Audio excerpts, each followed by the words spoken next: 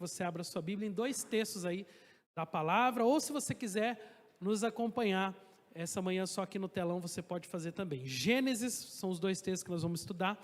Gênesis capítulo 12, versos 1 a 3, e depois Hebreus capítulo 11, versículos 6 a 12. Vou começar por Gênesis, vou colocá-los aqui. Gênesis capítulo 12, verso 1 a 3 diz assim: Ora, o Senhor disse a Abrão: sai da tua terra, da tua parentela e da casa do teu pai, para a terra que eu te mostrarei. E eu farei de ti uma grande nação, abençoar-te-ei e engrandecerei o teu nome, e tu ser uma bênção. Abençoarei os que te abençoarem e amaldiçoarei aqueles que te amaldiçoarem. E em ti serão benditas todas as famílias da terra. Amém? Eu vou ler novamente um trechinho do verso 1 que diz: o Senhor disse a Abraão: sai da tua terra, da tua parentela, da casa do teu pai. Então a palavra já começa mencionando as nossas origens. A casa do meu pai. Diga comigo assim: a casa do meu pai. A origem bíblica é a casa do meu pai.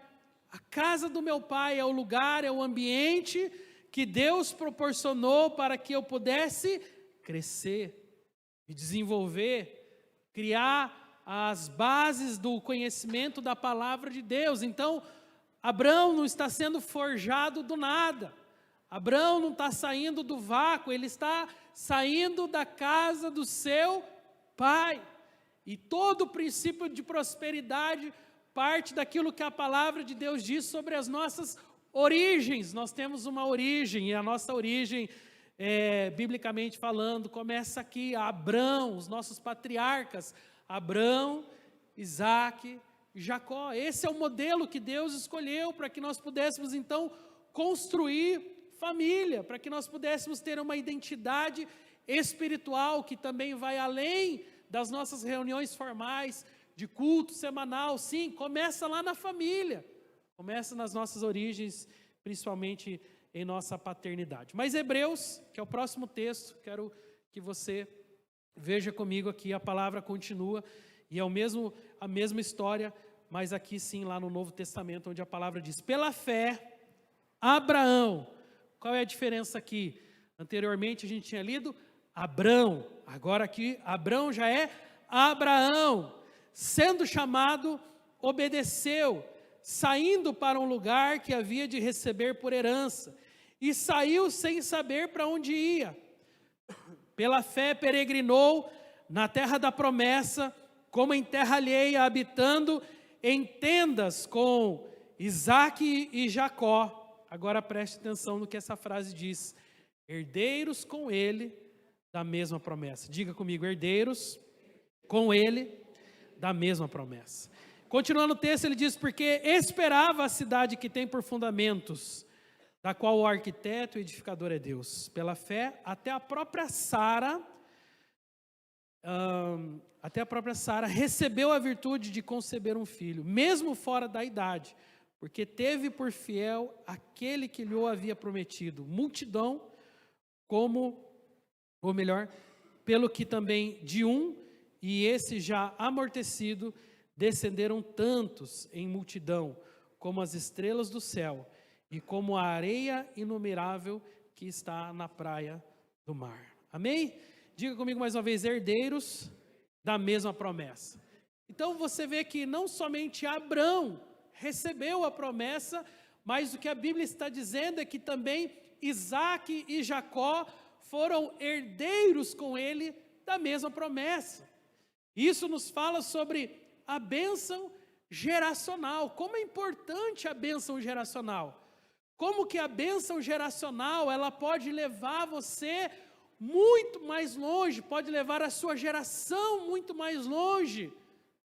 Eu às vezes fico pensando sobre isso, e para nós é um privilégio sermos pais nessa estação das nossas vidas, com aquilo que Deus tem nos proporcionado de conhecimento, de sabedoria, de direção. Agora, muito mais do que ser um bom pai para os nossos filhos, talvez algo que precisasse ser um pouco mais trabalhado na nossa geração é: será que eu serei um bom avô para os meus netos? Será que eu serei um bisavô para os meus bisnetos? Poucos de nós pensamos sobre isso. É verdade ou não é? Talvez muitos de nós estejamos aí mais preocupados. Olha, se eu for um bom pai, já está louco de bom. Nessa geração, se eu conseguir ser um pai que constrói família, que preserva princípios, que ensina a minha casa, já está bom demais. Agora, nos esquecemos que a Bíblia, quando fala de bênção, principalmente sobre a bênção da paternidade, está falando sempre sobre uma bênção geracional. Diga comigo assim: a bênção vai além de mim, vai além dos meus filhos. Então é isso que eu preciso entender. A bênção vai além de mim, vai além dos meus filhos.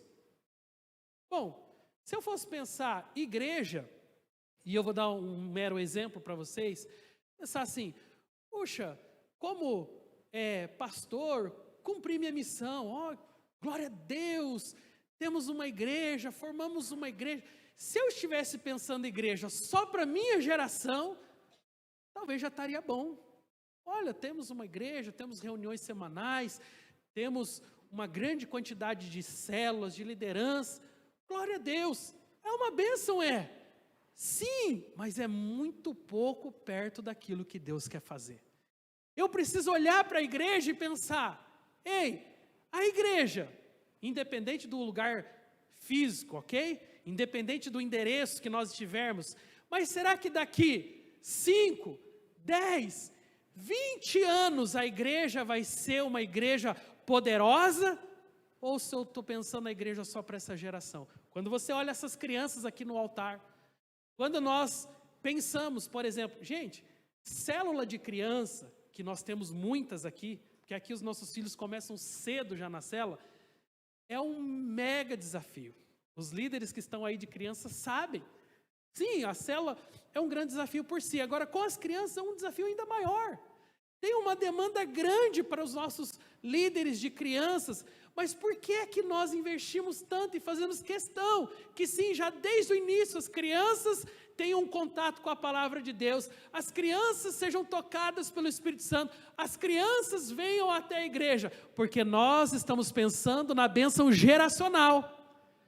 Se nós pensássemos só na nossa realidade, nós aqui os adultos, ok, vamos colocar cama elástica ali para as crianças, vamos colocar uma piscina de bolinha, deixa as crianças ali, talvez passando o tempo ali, enquanto nós que somos sérios, vamos receber aqui a palavra de Deus. Gente, esse pessoal que está passando aí atrás, não se assustem, eles estão indo para a aula, acho que é a aula do namoro, né? Vocês é do namoro? É isso? É que agora nós estamos tendo uma divisão, está tendo integração ali, e uma parte dos casados vai receber a aula de casamento, e esses jovens, né, chofens, vão receber a aula do namoro bíblico, então eles estão indo lá para a sala deles. Então, quando nós pensamos a geração que vem depois de nós precisamos então entender que existe um lugar em Deus para eles, amém? Então, o nosso Ina Kids não é um depósito de criança, não é um lugar onde as crianças, pode ter absoluta certeza, as nossas crianças não estão ali passando o tempo só brincando, embora também tenha atividades de brincadeira, mas eles estão tendo contato com a palavra de Deus, na linguagem deles. A nossa liderança do Kids se esforça muito, pedagogicamente falando ali, para pensar materiais que vão ativar a fé dessas crianças, na linguagem, na necessidade deles. Por que tudo isso? Não seria tranquilo se somente nós, os adultos, nós que entendemos a palavra de Deus, vamos receber a palavra do Senhor? Não, as crianças também são alvo iguaizinho nós somos, gente. E, aliás, nunca subestime a capacidade de entendimento das crianças. Você como pai, mãe, já deve ter tido algumas surpresas, porque eles são muito mais atentos do que a gente imagina. Porque às vezes a gente acha que criança é bobinha, criança não entende nada. O quê? Irmão, você vai se surpreender, porque eles são igual uma esponja, eles absorvem mesmo, eles sabem do princípio mesmo, eles estão recebendo a palavra de Deus mesmo sobre o seu coração. E nós não devemos subestimá-los, ao contrário, devemos orar para que essa geração seja mais cheia de fé, de ousadia, de sabedoria do que nós fomos. E quando pensarmos assim, então estamos pensando bênção geracional. Quantos estão entendendo essa palavra?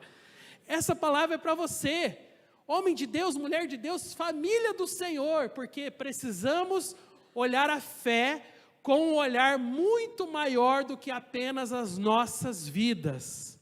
Precisamos olhar para a nossa geração. Precisamos como pais e avós. Tem avós aí? Levanta a mão, quem é avó? Gente, quantos avós aqui? Glória a Deus, um aplauso para os avós dessa casa, né?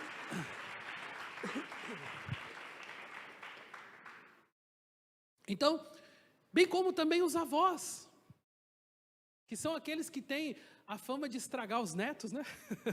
Com os doces, né? Com aquilo que às vezes o pai e a mãe não permitem. Ok, essas coisas talvez não tenha tanta... Agora, quando você tem também um avô comprometido com a palavra de Deus, que fala, olha, mesmo que eu, né, acabe flexibilizando mais, porque eu sou avô, e essa estação da vida é tão boa, eu quero mimar o meu netinho, sim, mas um avô sério, ele também está pensando, opa, eu quero que os meus netos também sejam fruto da mesma bênção que eu tenho, que é a palavra de Deus. E ele vai incentivar também os seus netos. Não, você não pode ficar sem célula, você não pode ficar sem igreja, você não pode ficar sem ter um contato com a palavra de Deus, porque a nossa bênção, ela é geracional. E nós somos herdeiros com ele da mesma promessa. Talvez Isaac e Jacó podiam pensar, mas a bênção foi para Abraão.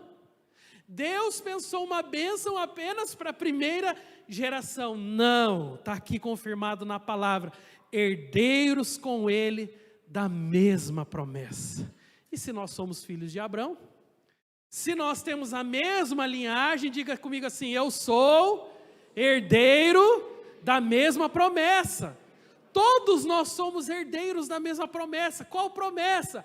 A promessa que Deus fez a Abraão, dizendo a ele que você agora vai crescer, que você vai avançar, que há algo especial sobre a sua vida.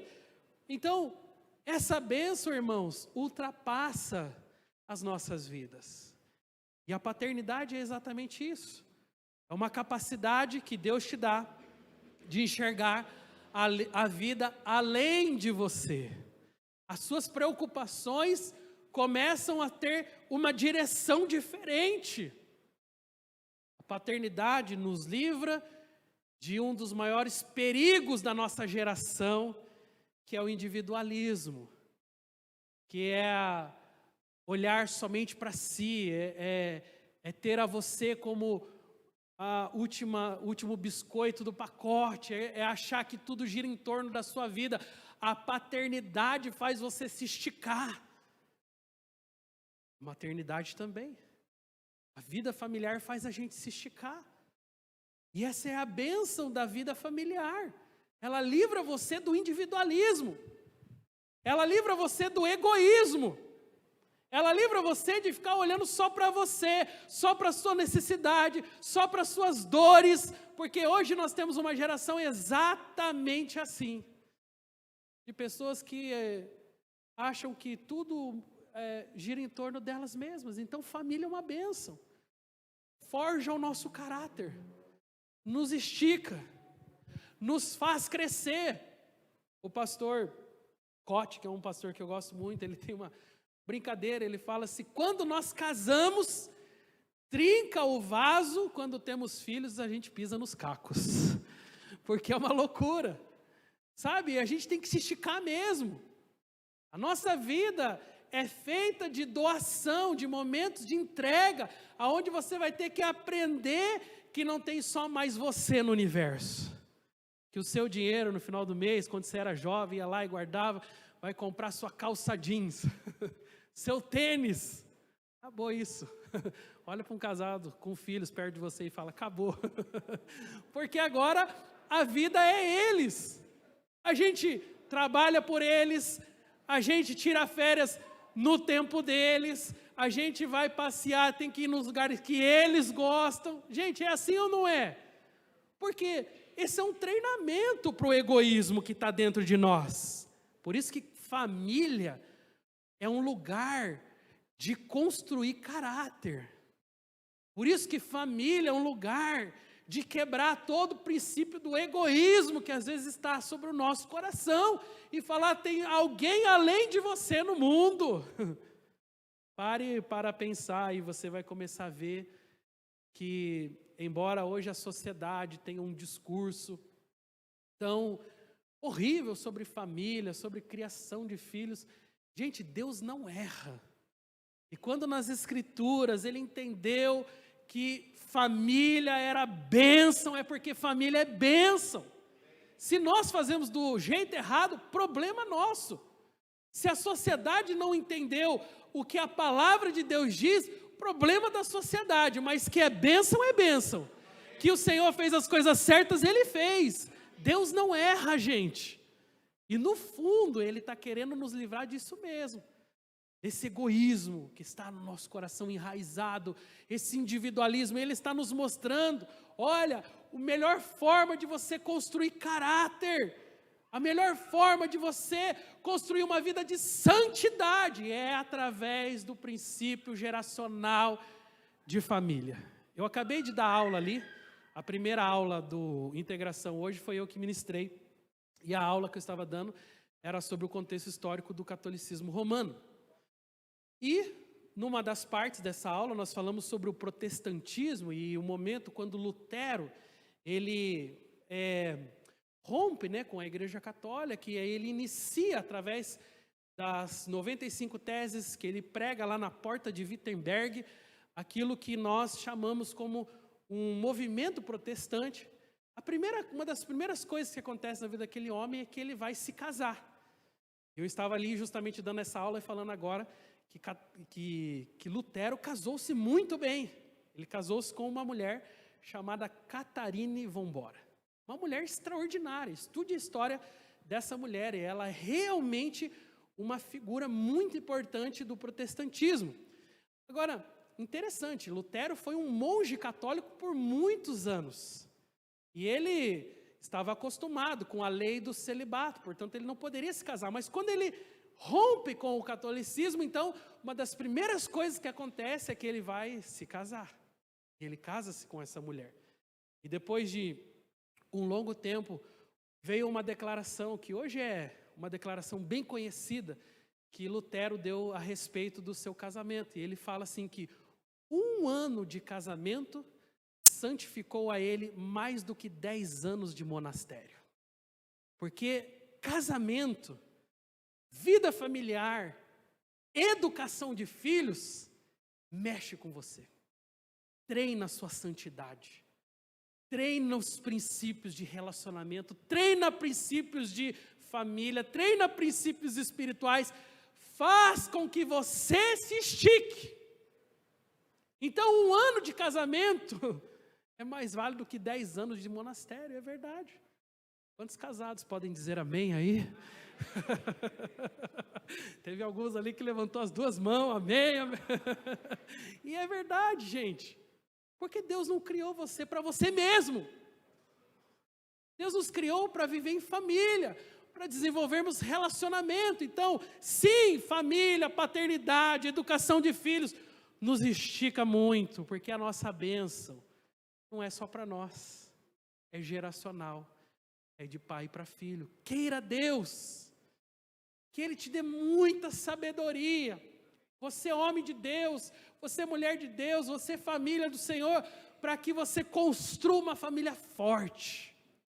Uma família que vai superar as crises, as adversidades, para que nós possamos pensar na educação dos nossos filhos, mais do que apenas treiná-los para o vestibular, mais do que apenas treiná-los para um concurso público, treiná-los para a vida, porque a vida é real, a vida não é o vestibular. E às vezes eu vejo pais assim, investem, às vezes só pensando no vestibular, ok, mas eles serão pais amanhã, e aí?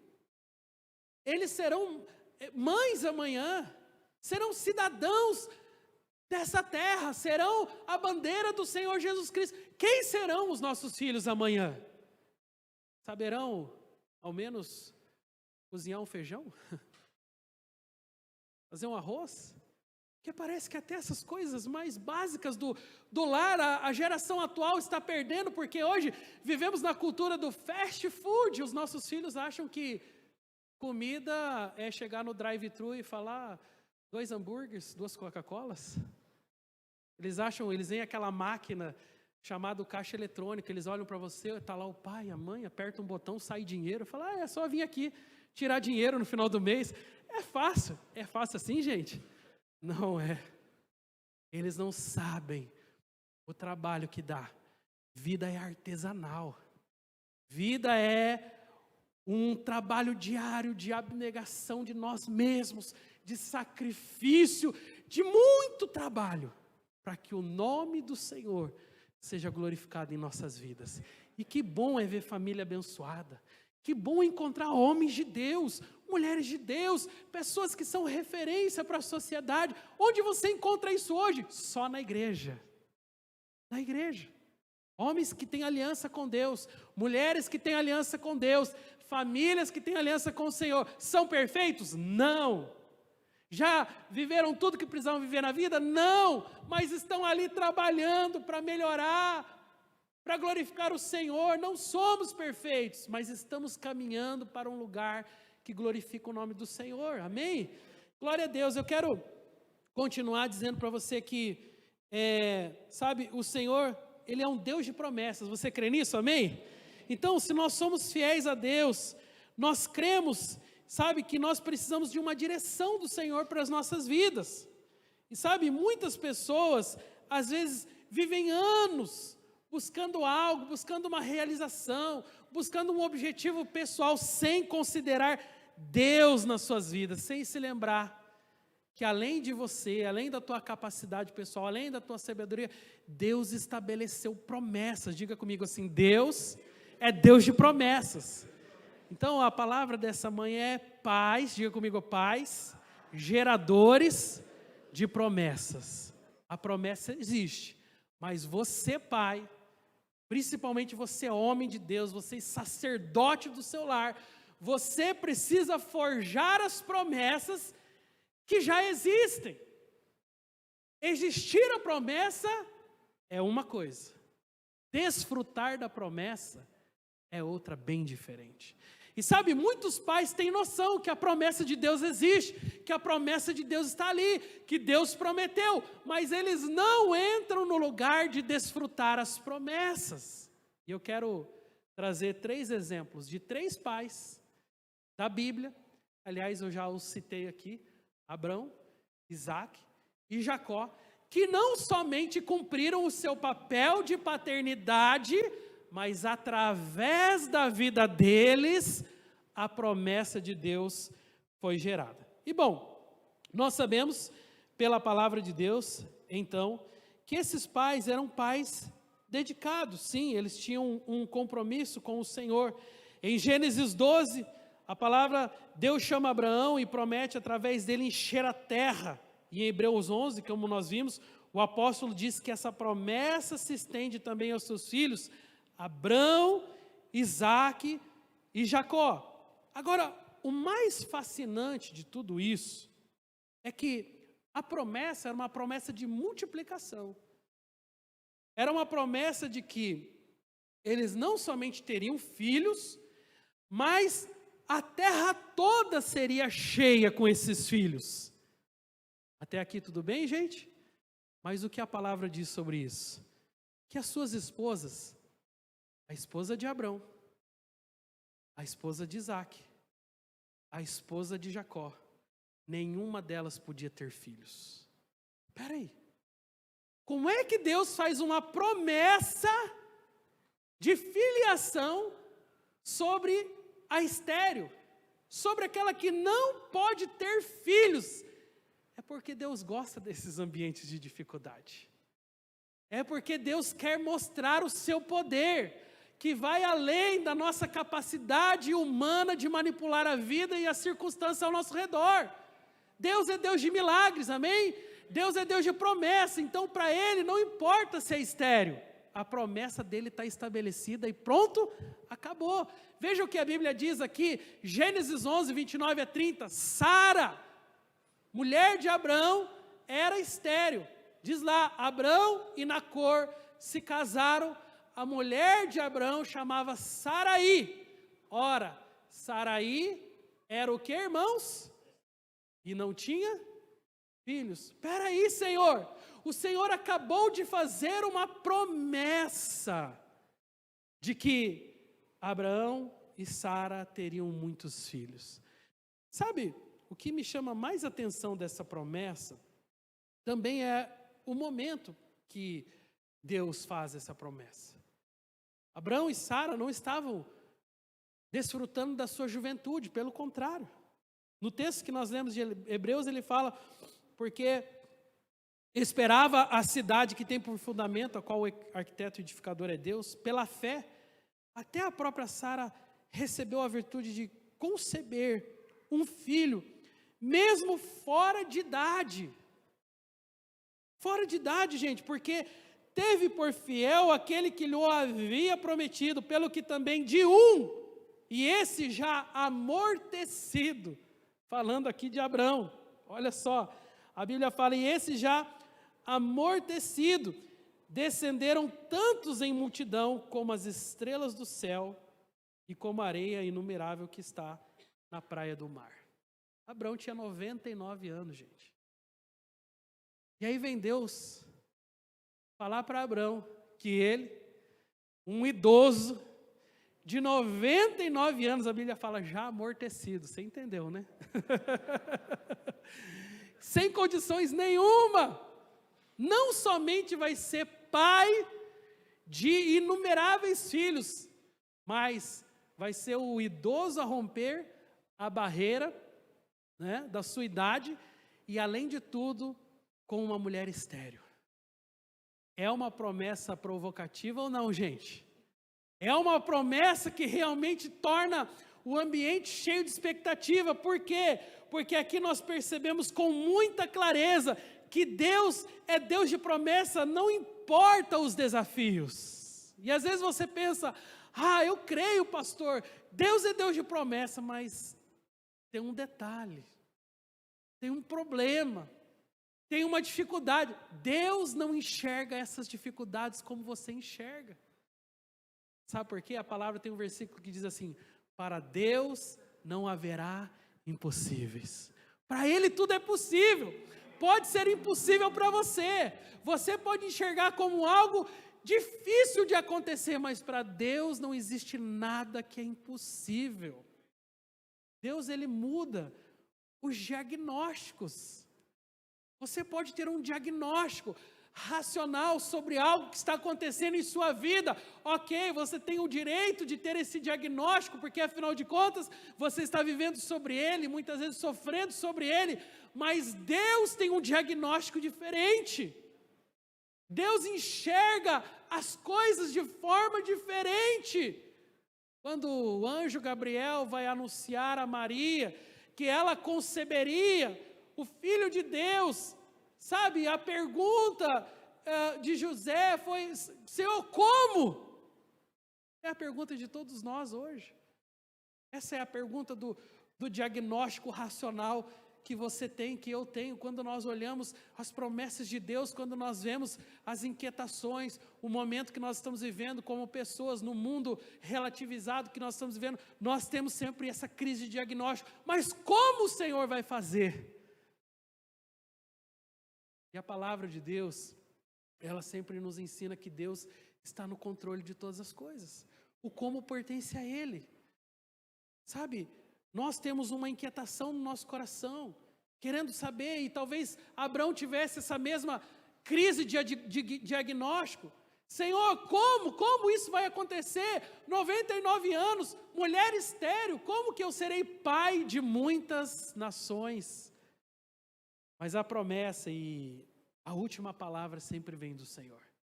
Deus tem a última palavra sobre o teu problema, Deus tem a última palavra sobre a tua crise, Deus tem a última palavra sobre os momentos de luta que você está vivendo. Mas além de Sara, que era a mulher de Abrão, também na sua mesma linhagem, nós temos aqui a Rebeca, mulher de Isaac.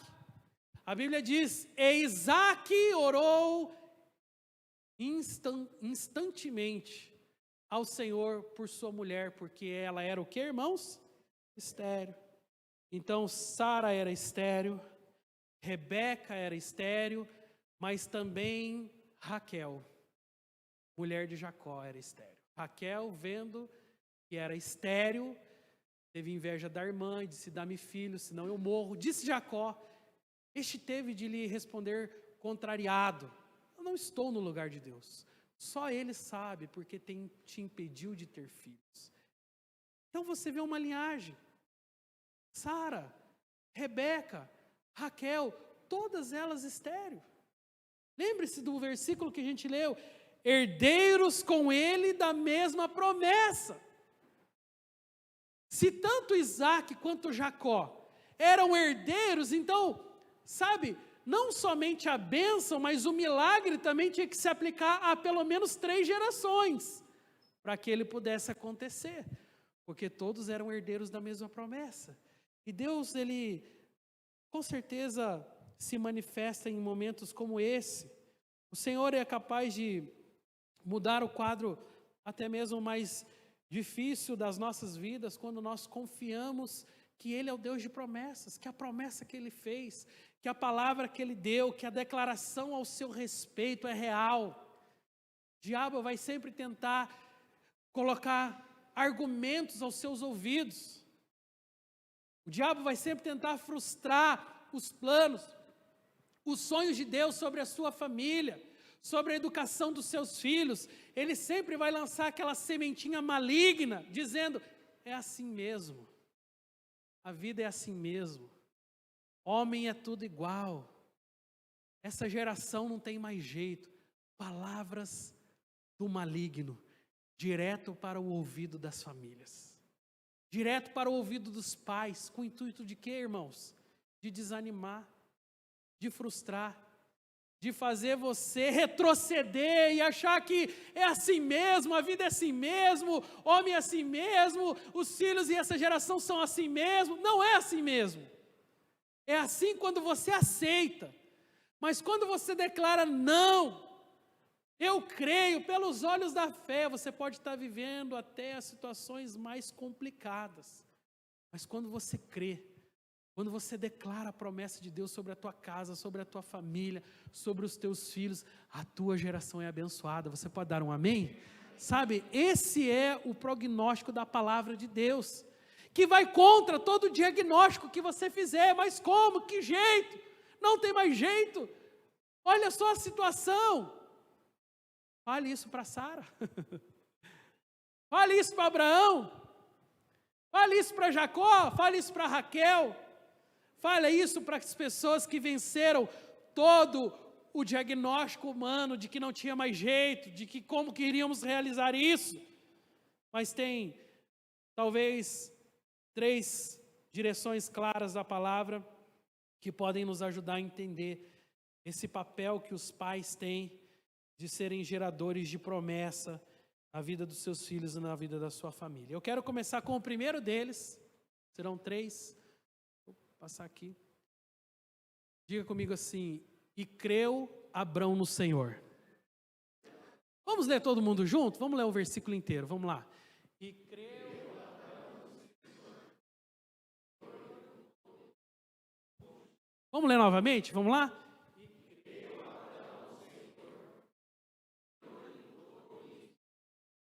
Isso, então diga comigo assim a primeira palavra, creu Abrão. Sabe, gente, esse é um primeiro passo para gerar as promessas de Deus. A Bíblia diz claramente, veja, depois de todos aqueles diagnósticos que nós falamos aqui, 99 anos, idade avançada, a sua mulher estéril também em idade avançada, mesmo com todos esses diagnósticos contrários, veio Abraão e diz: eu creio. Pronto. Esse é o princípio para que as promessas de Deus sejam geradas em nossa casa, em nossa família e por todas as gerações. Precisamos aprender a crer. Acreditar nas promessas de Deus é o passo básico para que a transformação aconteça na sua vida. Tiago fala sobre isso, que aquele que não crê é semelhante à onda do mar, é agitado, é impelido pelo vento, vai para lá, vai para cá. Esse é o descrente. Agora quem crê, quem tem convicção, quem lá no seu coração acredita de todo o seu ser, existe o Senhor, a palavra dele é real, ele não falha. Sabe, acreditar nisso faz virar uma chave na sua vida. Agora, se você não crê, se Deus fala e você, vamos ver o que é que dá, vamos ver se é verdade mesmo, você está agindo exatamente contra toda a promessa de Deus. Nós precisamos aprender a entregar verdadeiramente o nosso coração, a nossa vida e acreditar no Senhor, sabe, e crer de todo o nosso coração, que a palavra dele é fiel, é verdadeira, que ele não falha. A Bíblia fala no Salmo 137, entrega teu caminho ao Senhor, confia nele. Você confia em Deus? Você crê mesmo que o Senhor está controlando as coisas, que Deus está com a sua mão direcionando? Esse é o pressuposto básico da sua fé. Se você não crê que ele está dirigindo, que ele está governando, que a palavra dele é verdadeira, então todas as outras promessas que supostamente existem no seu coração podem se esvair, como temos visto. Por que hoje temos visto uma frieza tão grande na sociedade? Por que o lugar onde foi o berço de muitos avivamentos, como na Europa, quando você lê livros de história, eu amo história, e você enxerga aqueles avivamentos, aquela presença extraordinária do Espírito Santo, devastando aquele mundo bárbaro, primitivo que tinha antes, e civilizando o mundo com o cristianismo. Que maravilhoso é ver isso, mas quando você vê uma sociedade como hoje, em decadência moral, substituindo todos os princípios bíblicos pelos seus achismos, pelas suas vãs filosofias, por esse progressismo que está hoje devastando o mundo todo. Você fala, de onde vem isso? Vem desse pressuposto básico. Eles deixaram de confiar em Deus. Deus não passa hoje de um amuleto para muitas dessas pessoas. Deus não passa de uma estátua. Deus não passa de um livro, de um pedacinho do livro de história que eu li. Deus não passa de algo ultrapassado, primitivo. Deus morreu. E é isso que as pessoas pensam. Diga-se de passagem, tem gente que se declara cristão, mas vive como se o Deus delas estivesse morto. Jesus está vivo. Ele venceu todas as hostes malignas. Ele rompeu com toda a astúcia de Satanás. Ele foi encravado naquela cruz, mas a Bíblia fala claramente, ao terceiro dia ressuscitou. Ele está ao nosso lado. E se você não confia nele hoje, talvez o motivo seja o excesso de coisas nas quais você está confiando. E uma delas é você mesmo. Sua conta bancária, talvez os seus sonhos, os seus projetos. Em algum lugar você está colocando a tua confiança. E eu digo a você, se não for em Deus, se não for nas promessas dele, se não for na palavra dele, há uma grande probabilidade de que você esteja próximo da sua ruína. Porque nós estamos vendo isso acontecer. Nós estamos vendo as proporções da iniquidade alcançando o mundo inteiro. É a frieza espiritual. sabe, essa incapacidade que a nossa cultura tem de associar tudo aquilo que é bom, belo, maravilhoso, todas as bênçãos que foram legadas para a nossa geração com Deus. E as pessoas acham que isso é fruto do braço humano, que foi o homem que construiu. Não! Nós todos precisamos reconhecer, veio de Deus. Então, Abraão tinha o pressuposto básico para que a promessa de Deus fosse constituída sobre a sua vida. Ele cria no Senhor. Diga comigo assim: Abraão creu no Senhor. Sabe, aqui em Romanos a palavra fala Abraão esperando contra a esperança. Ele acreditou, mesmo que tudo falasse que não. Ele creu na palavra de Deus, mesmo que o diagnóstico fosse difícil, talvez aos nossos olhos impossíveis. Ele creu. E essa é a base da esperança. Essa é a base do mover de Deus. Se você não crê, você não ativa a sua fé. E aí você precisa fazer algumas perguntas para você mesmo. Eu realmente creio em Deus? Eu confio em Deus? Realmente Deus está no controle de todas as coisas na minha vida? Você já fez essa pergunta a você?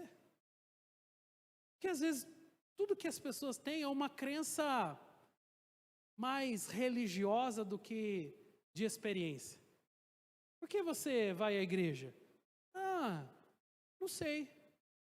Minha mãe ia. Meu pai ia. Mas por que você é um cristão? Sabe que eu não sei, tem outra religião no mundo?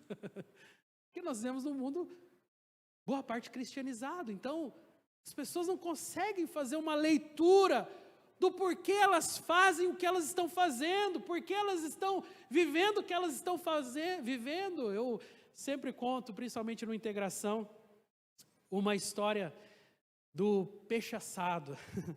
Eu acho muito legal essa história, porque ela ajuda a gente a pensar sobre essa questão geracional. Diz que uma mocinha estava ali, vendo a sua mãe fazer uma receita de família, uma receita muito tradicional, que era a receita do peixe assado.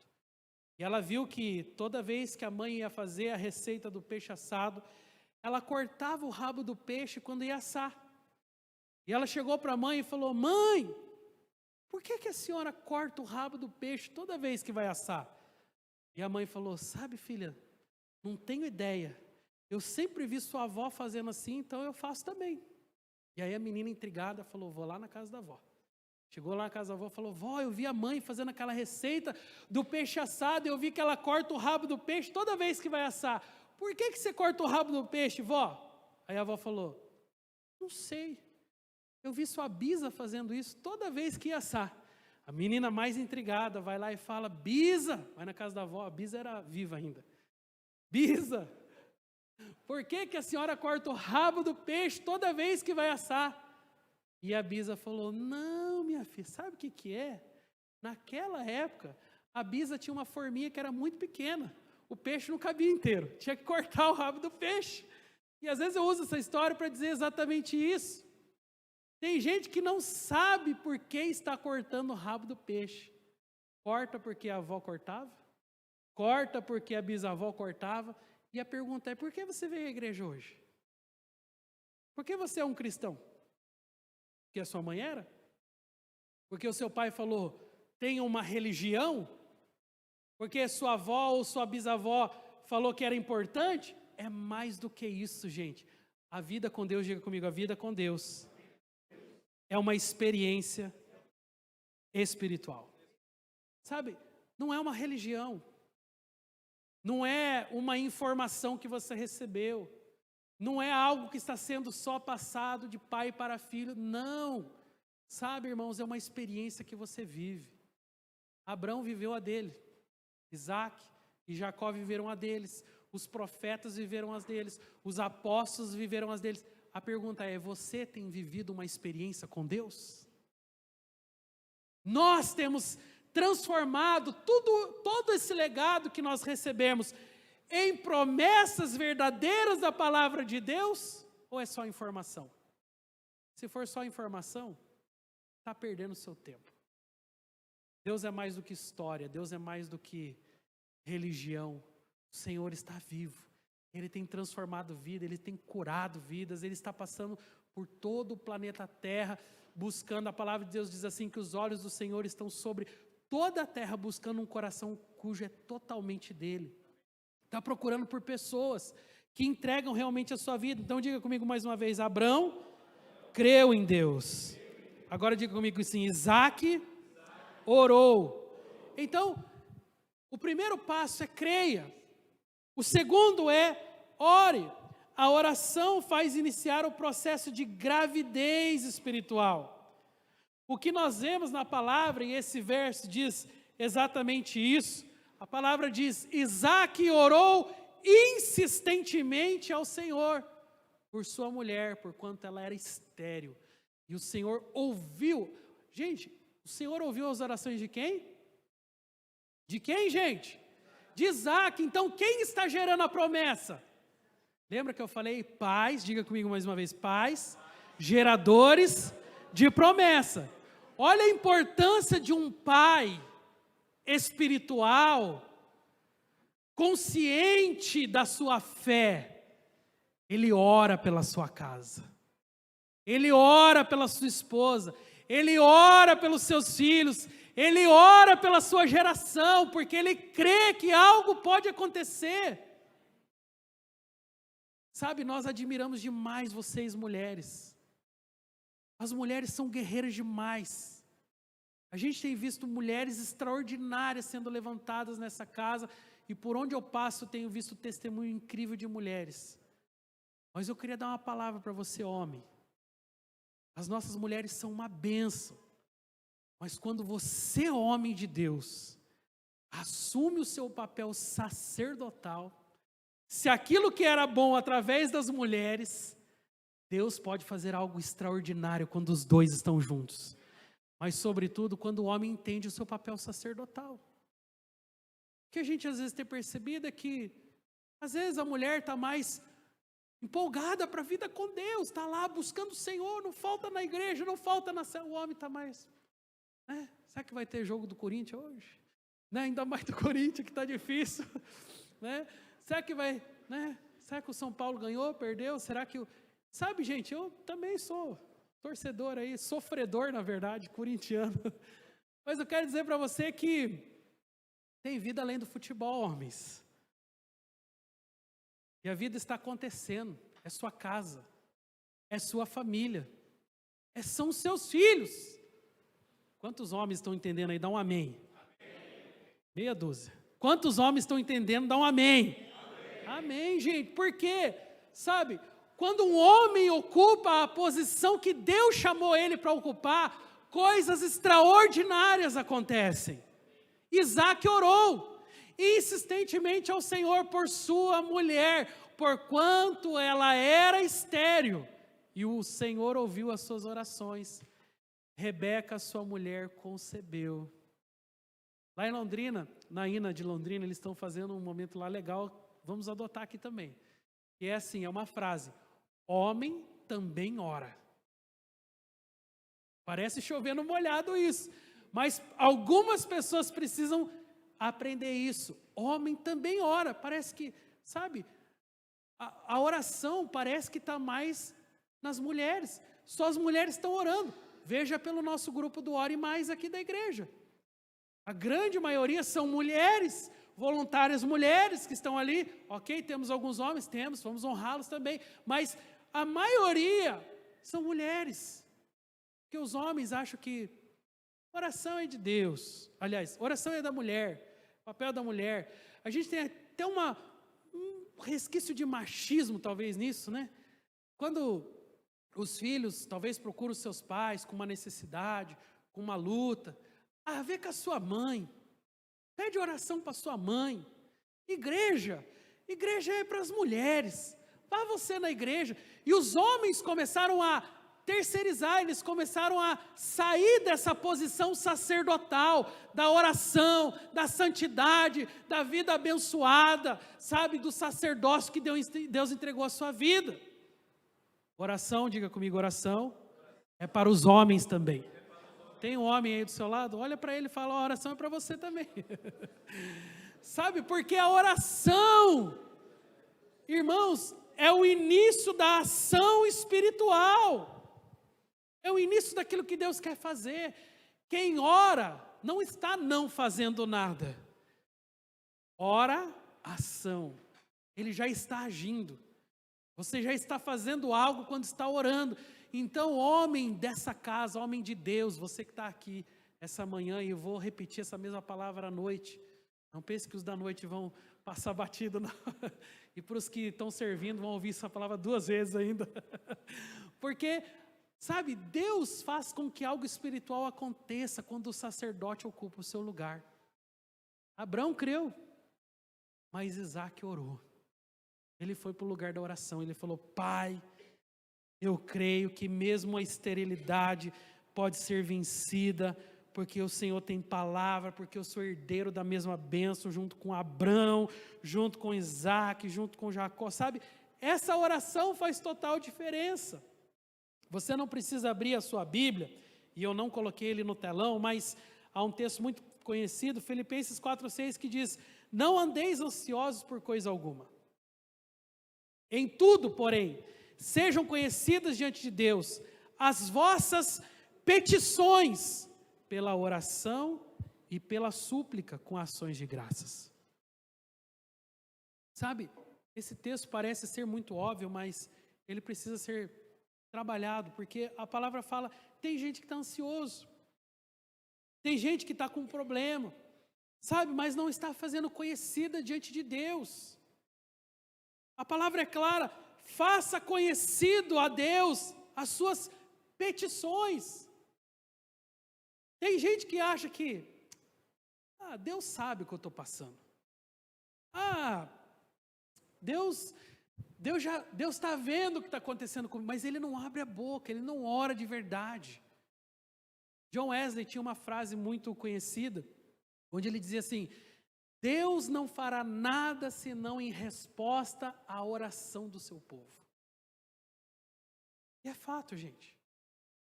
Talvez você está naquela dimensão que Deus sabe da tua luta, Deus sabe do teu problema, Deus vai, entrar com intervenção na hora que Ele quiser, mas você não está ativando o poder espiritual que está sobre a sua vida. Jeremias 33:3 diz exatamente isso: invoca-me e te responderei. Diga comigo assim: invocar para que Deus responda. Sabe, se fosse automático, gente, esse versículo não estava na Bíblia. A palavra é clara: invoca-me. Quer dizer, você está com um problema, você está com uma luta, você tem realmente invocado o Senhor, falado para Ele, declarado a Ele, ou você está lá, Deus sabe, na hora certa Deus, parece até espiritual isso, mas não é. A palavra é clara: invoca-me, e eu te responderei, anunciar-te-ei coisas grandes e ocultas que não sabes. Porque Deus está só esperando você, homem de Deus, mulher de Deus, você, família do Senhor, se mover em uma vida realmente que glorifique, que exalte o nome dEle. Porque não só a crença, a oração, mas diga comigo assim: trabalho. Então, Abraão creu, vamos lá? Abraão creu, Isaac orou, e agora diga comigo assim: Jacó trabalhou. Então, olha só, um creu, outro orou e o outro trabalhou. Eram 3 mulheres estéreis. Todas elas não somente tiveram filhos, mas encheram esse mundo, conforme a palavra de Deus diz. Vamos ao último texto aqui, olha o que a palavra de Deus diz. Então Jacó disse a Labão: dá-me a minha mulher, porque o tempo já está cumprido. Eu vou finalizar aqui, tá, irmãos? Para que eu a tome por mulher. E respondeu Labão: não se faz assim em nossa terra, não se dá a menor antes da primogênita, cumpre a semana desta, então te daremos também a outra, pelo, o que está escrito ali, irmãos? Trabalho de outros 7 anos, que ainda me servirás. Então, como é que Jacó gerou a promessa de Deus? Trabalhando. Gente, é crer, é orar, mas é também trabalhar. achar que as coisas vão acontecer, porque assim, pastor, não é automático, não é só ir na igreja as coisas acontecem, não é só ir na igreja e já está tudo resolvido. Não, não é automático. Você tem que gerar a bênção e a promessa de Deus. Jacó trabalhou pela promessa. Ele aqui se empenhou para que algo acontecesse e a realidade fosse mudada.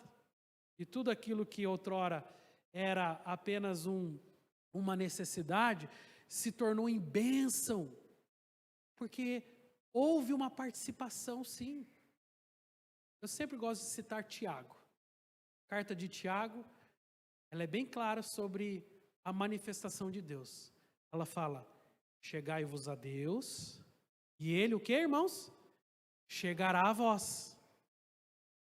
As pessoas acham, não, eu não preciso me aproximar de Deus para que Ele se aproxime de mim. Precisa sim. A palavra é clara, achegue-se ao Senhor, e Ele se achegará a você. Eu quero ter vida abençoada, eu quero ter intimidade com Deus, eu quero fluir nos dons do Espírito, mas eu estou achando que tudo isso é automático. Não é automático. Eu gero isso, chego a Deus e Ele se achega a mim. Sabe, esse princípio me faz pensar que o trabalho de Jacó, como foi realmente, nós vemos na história que foi exatamente assim. Jacó trabalhou 7 anos por Raquel, depois vem o seu sogro, a gente sabe da história, dá um balão nele, Labão, o famoso lambão, né? E dá o golpe no Jacó e fala, não, aqui não é costume assim, eu não entrego primeiro a mais nova, primeiro é a mais velha, então toma aqui Lia para você. E aí ele é obrigado a trabalhar mais 7 anos por aquele que ele realmente amava, que era Raquel. Mas o seu trabalho valeu a pena, porque esses anos passaram, diz a palavra de Deus sobre isso, como se fosse alguns dias de tanto que Jacó amava Raquel. 7 anos foi como nada, mas ele cumpriu. Sabe, para que algumas coisas se cumpram em nossa vida, nós precisamos entender que nós sim temos um papel na história. Não é automático, irmãos. Você se move, você reage, né? Tem uma lei da física que fala exatamente sobre isso. Sobre toda ação gera uma reação. Quando você se move no mundo espiritual, quando você busca o Senhor intencionalmente, quando você crê nas suas promessas, quando você tem consciência das palavras de Deus, algo sobrenatural começa a acontecer. E aí você avança do vazio, da frieza, da religiosidade, para uma vida cheia do Espírito Santo, para fluir em Deus. E não é que todos os problemas estão resolvidos, mas é que agora você tem um lugar em Deus, uma fonte. Você crê nisso? Quero convidar o nosso Ministério de Louvor para subir. Enquanto isso, eu quero ler para você o último texto, que é Gênesis 30. Não está ali no telão, mas a palavra diz Gênesis 30, 22 a 24. E também lembrou-se Deus de Raquel, e ouviu-a, e a tornou fecunda, de modo que ela concebeu e deu à luz um filho, e disse: tirou-me Deus da humilhação, e chamou-lhe José, dizendo: acrescente-me o Senhor ainda outro filho. Olha que palavra incrível essa. Deus a tornou fecunda. Mas por que Deus a tornou fecunda? Porque o Senhor viu o empenho, o trabalho daquele homem, daquele pai, daquele sacerdote, daquele que não se curvou diante do diagnóstico que estava em suas mãos. Eu creio, é promessa de Deus. Eu sou herdeiro juntamente com os meus pais Abraão e Isaque, Jacó estava pensando, então se a bênção era para Abraão, se a bênção era para Isaac, e eu sou o próximo na escala geracional, a bênção também é para mim. Então ele trabalha, irmãos. Então ele cumpre o seu papel sacerdotal. E quando algo da parte do Senhor é colocado no coração de um homem, e ele acredita, ele entende a importância de cumprir o seu papel, algo extraordinário como tornar o ventre de uma mulher estéril fecundo pode acontecer. Quero te convidar a ficar em pé.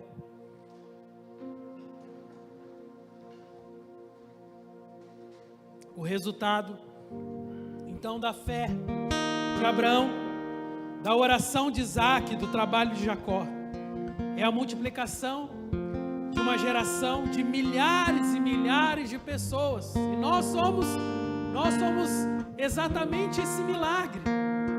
Quando você fala que você é filho de Abraão, e nós todos somos filhos porque somos da mesma geração adâmica, então você é um milagre, eu sou um milagre, porque a geração de Deus me alcançou, a promessa de Deus me alcançou, a promessa que estava lá no passado é a mesma que está no presente.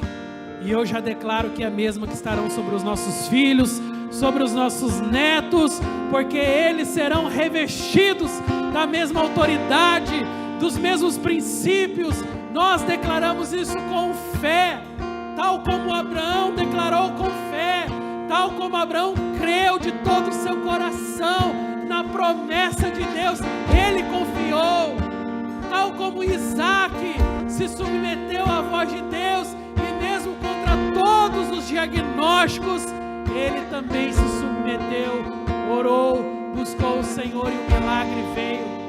Jacó trabalhou todos os dias que ele precisava trabalhar, porque ele sabia, depois disso vem a recompensa, depois disso vem a promessa, mas eu sou aquele que vai gerar a promessa de Deus, eu sou aquele que vai realmente estar ali disposto a viver cada uma das suas palavras. Homem de Deus, mulher de Deus, família do Senhor, nós somos o povo, geração eleita, povo escolhido por Deus. A Bíblia fala, somos povo de propriedade exclusiva do Senhor para anunciar às nações os seus feitos. Hoje, essa manhã, creia no Senhor mais e mais. Você que tem andado com a sua fé balançada, você que essa manhã, talvez fazendo um diagnóstico do seu próprio coração, pensou, será que eu realmente confio em Deus? Sabe, esse é o momento. Esse é o momento de você dizer ao Senhor, Pai, mesmo contra tudo aquilo que está em minha vida, mesmo contra todas as palavras negativas, mesmo contra todas as probabilidades racionais, todos os cálculos racionais que eu tenho feito, eu creio em Sua palavra, eu creio em Sua promessa, eu creio no milagre, eu creio na intervenção divina, eu creio que tudo está em Tuas mãos. Exerça fé essa manhã, querido. Aleluia. Abra o seu coração para o Senhor. Feche os teus olhos. Ah, Senhor, nos derramamos em Tua presença. Tua família, a nossa família, filhos, consagramos ao Senhor. De Teus filhos, e a bênção. Aleluia. Sim, Senhor. A Sua bênção está sobre nós. Somos o Teu povo. Somos a Tua herança, Senhor. As nossas famílias, os nossos filhos, os nossos netos, Senhor. A nossa geração. Confiamos a Ti essa manhã, Senhor. É contigo, é por Ti. E de dia e de noite, tua entrada e saída. E o Teu riso, o Teu choro, é contigo, é por Ti, é contigo, é por Ti, é contigo, é por Ti, é contigo, é por Ti, é por Ti.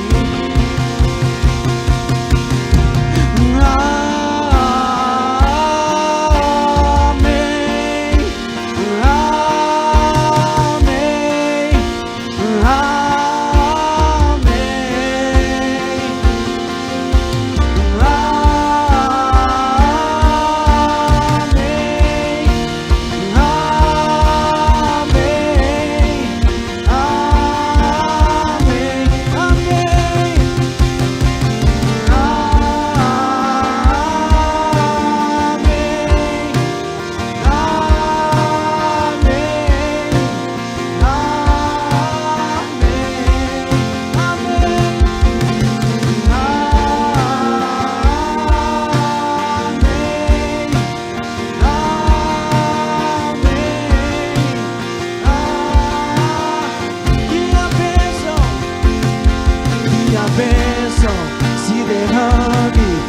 até 1000.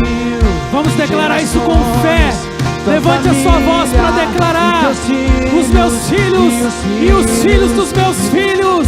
Aleluia. Sim, Senhor. Até 1000 gerações, tua família e teus filhos e os filhos de teus filhos. Senhor, nós confiamos, Senhor, a nossa família, a nossa geração no teu altar, Senhor. Nós reconhecemos que é do Senhor que vem a última palavra. Não é a sociedade, não são os governos, Senhor, mas é a tua palavra, é da tua boca que vem, Senhor, a última palavra. Nós cremos que o Senhor tem sim, ó Pai, em tuas mãos o poder para mudar até mesmo as situações mais difíceis, os diagnósticos impossíveis. Pai, hoje nós colocamos a nossa casa, a nossa família, os nossos filhos, as nossas gerações, Senhor, no teu altar. Nós declaramos, Senhor, sobre essa casa, sobre esta igreja, Pai, irá além de nós, Senhor. Os nossos filhos amanhã serão mais vigorosos em fé do que nós fomos. Os nossos netos serão mais vigorosos do que nós somos. A nossa geração será ainda mais abençoada do que nós somos, Pai, porque a tua bênção é geracional. E hoje, Pai, eu oro por pais, eu oro por homens de Deus, por sacerdotes do seu lar.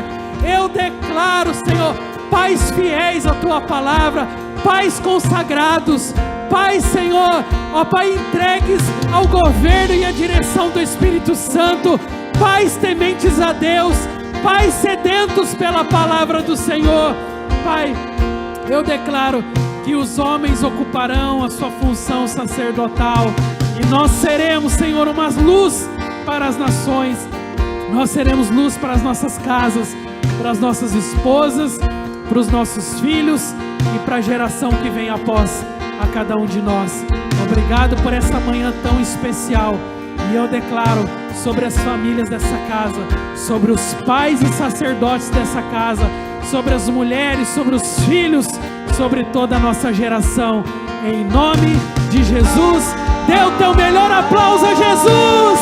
Declare a Ele: a sua família pertence ao Senhor. O Senhor está no controle de todas as coisas. Ah, Senhor, entregamos a nossa casa, a nossa família no teu altar, em nome de Jesus. Amém, amém e amém, querido. Vai na bênção, vai na paz, que o Senhor te dê um domingo abençoado com os pais. Para aqueles que têm, dê um abraço em quem está perto de você. Desejo um dia abençoado em nome de Jesus. Amém. Hoje é aniversário do Raul, pessoal. Vou cantar parabéns pra ele. Parabéns pra você nessa data querida.